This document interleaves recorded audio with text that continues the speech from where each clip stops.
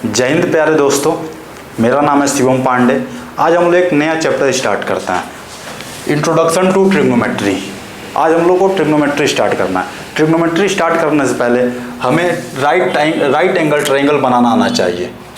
Right angle triangle में कुछ basic चीज़ें आप समझ लीजिए। देखिए, जो एंगल यहाँ पे बी राइट एंगल बना रहा है, उसके सामने वाली साइड क्या होती है? हाइपोटेनस होती है। इसे परपेंडिकुलर कहते हैं और ये बेस होती है। जो हाइपोटेनस होता है उसे हिंदी में कड़ कहते हैं, और जो परपेंडिकुलर होता है उसे हिंदी में लंब कहते हैं, और बेस को आधार कहते हैं।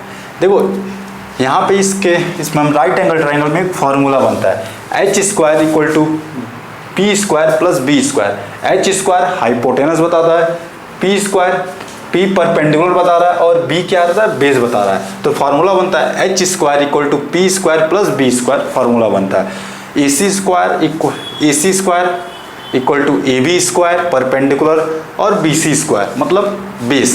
ये चीज़ें हो गई। और कुछ रेशियो ट्रिग्नोमेट्री में कुछ बेसिक चीज़ें जो हमेशा आप लोग देखते होंगे, जैसे sine theta, cos theta, tan theta, और इनके फॉर्मूले याद नहीं होते हैं आप लोगों को। देखो हम बता रहे हैं, देखो एक ट्रिक होती है, P P B P B P, Pakistan भूखा प्यासा, हिंदुस्तान हरा भरा, एक ये ट्रिक होती है।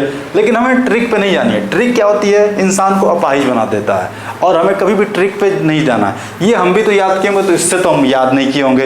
इससे बढ़िया आप इसको याद कर लीजिए, ट्रिक पे कभी मत जाइए। ट्रिक कभी भूल सकता है, पता नहीं कितने फार्मूले आएंगे मैथ में, एक तो चैप्टर है नहीं, कितने ट्रिक से आप याद कर लेंगे। इसको हम एक जो देसी तरीका होता है उसको याद करने का तरीका बता देंगे आपको। देखो साइन थीटा होता है P बाई एच होता है, परपेंडिकुलर अपॉन हाइपोटेनस।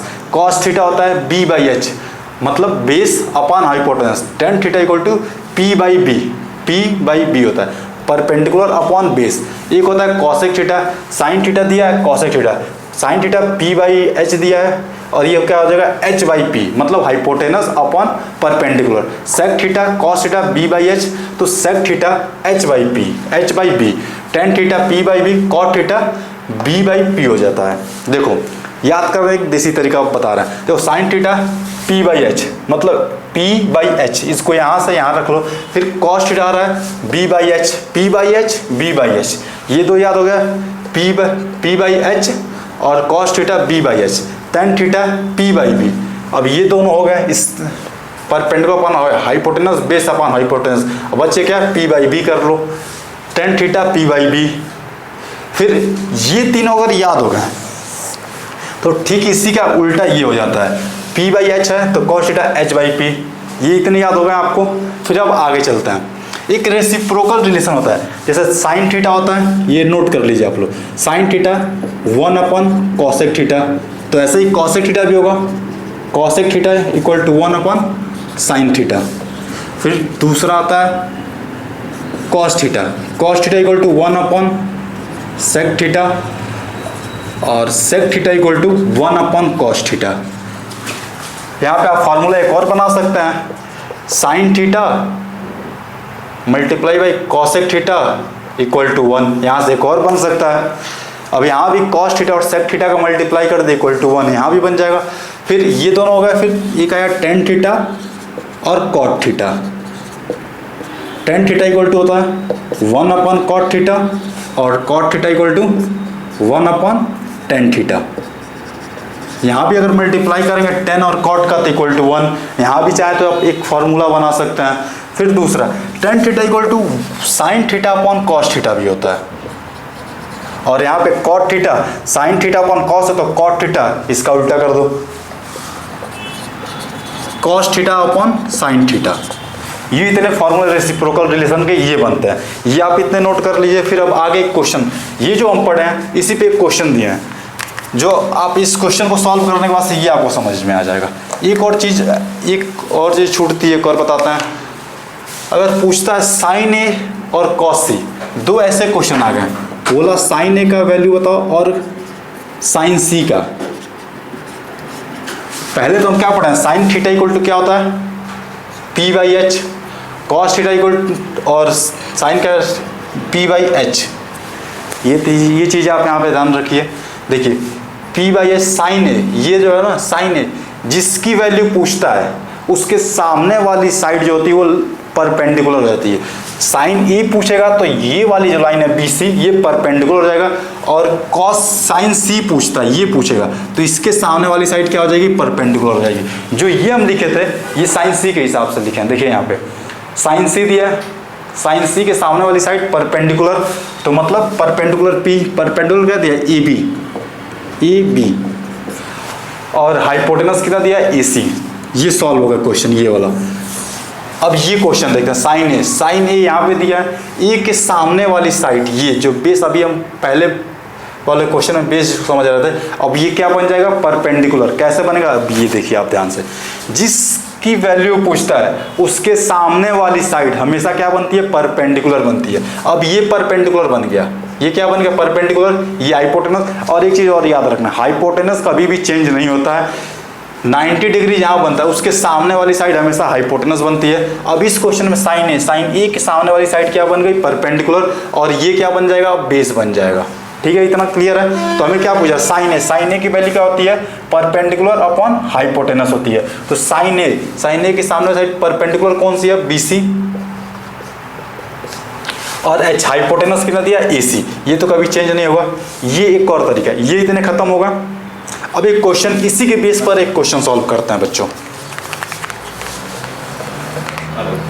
ये इरेज करते रहे हैं बीच से।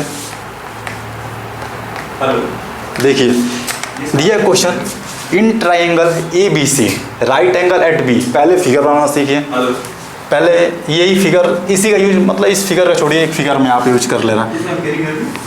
एक राइट ट्राइंगल है, इसमें बोला है राइट एंगल एट B, जो एंगल B है यहाँ पे, ये क्या बना रहा है, राइट एंगल।